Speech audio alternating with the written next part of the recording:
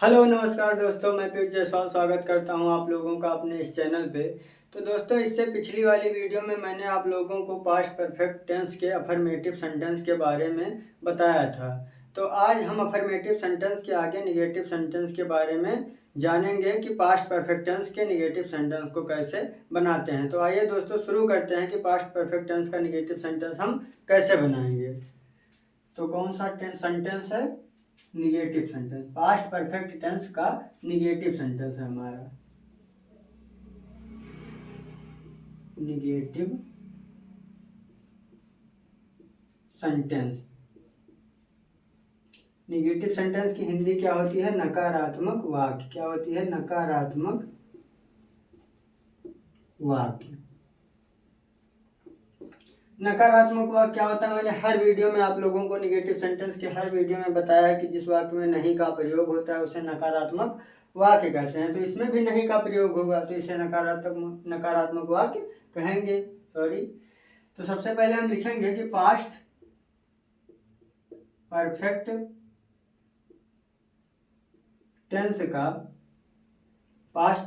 Tense का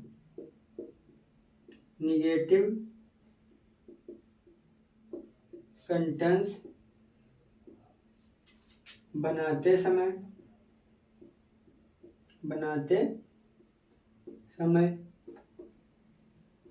निम्न बातों का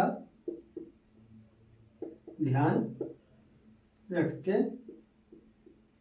हैं। पास्ट परफेक्ट टेंस के negative sentence past perfect tense का निगेटिव सेंटेंस बनाते समय निम्न बातों का ध्यान रखते हैं। तो बातें कौन कौन सी हैं देख लेते हैं, वो भी रूल नंबर 1 या केवल रूल। एक ही रूल रहेगा इसमें, तो रूल ही लिखते हैं, केवल नियम। तो नियम हमारा क्या है कि एक वचन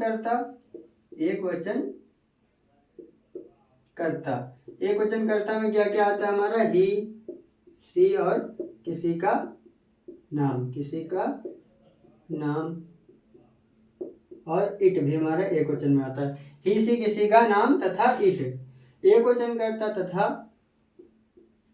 बहुवचन करता। एक वचन करता तथा बहुवचन करता। अब बहुवचन करता में हमारा क्या क्या आता है? आई, बी, यू, दे एटसेट्रा। ये सब हमारा क्या है? बहुवचन करता है। तो एक वचन करता तथा बहुवचन करता, सभी के साथ।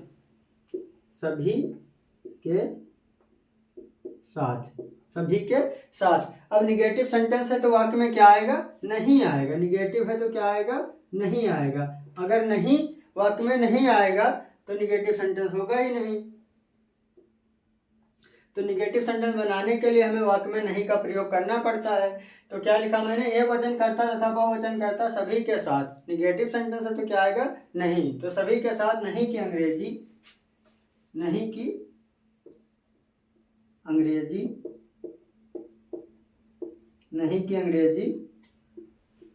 हेल्पिंग वर्ब क्या होती है हमारी? इससे पिछली वाली वीडियो में मैंने आप लोगों को बताया था कि पास्ट परफेक्ट टेंस की हेल्पिंग वर्ब क्या होती है? हैड होती है। चाहे एक वचन हो या बहुवचन हो, सबके साथ क्या लगाएंगे?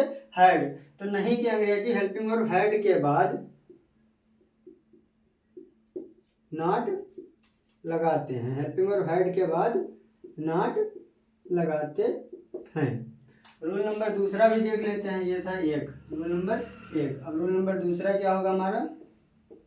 रूल नंबर दूसरा हमारा होगा कि क्रिया की तीसरी अवस्था का प्रयोग करते हैं। क्रिया की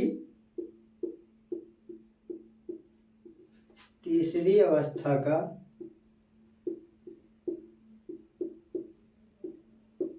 प्रयोग करके वाक्य को बनाते हैं। तो नियम नंबर दूसरा हमारा क्या है कि क्रिया की तीसरी अवस्था का प्रयोग करते हैं। जिस वाक्य में भी चुका चुकी आएगा वहां पे क्रिया की तीसरी अवस्था का प्रयोग होगा। तो निगेटिव सेंटेंस हमारा कैसे बनता है पास्ट परफेक्ट टेंस का? पास्ट परफेक्ट टेंस का निगेटिव सेंटेंस एक वचन करता तथा बहुवचन करता सभी के साथ नहीं की अंग्रेजी हेल्पिंग वर्ब के बाद नॉट का प्रयोग करेंगे और क्रिया की तीसरी अवस्था का प्रयोग करके वाक्य को बनाएंगे। फार्मूला भी लिख लेते हैं। Formula formula. फार्मूला हमारा सबसे पहले क्या लिखेंगे, सब्जेक्ट, फिर हेल्पिंग वर्ब। हेल्पिंग वर्ब हमारा क्या है, हैड। हेल्पिंग वर्ब के बाद क्या लिखेंगे, नॉट। हेल्पिंग वर्ब के बाद नॉट, फिर वर्ब की थर्ड फॉर्म, वर्ब की थर्ड फॉर्म, उसके बाद ऑब्जेक्ट को लिखकर वाक्य को बनाएंगे।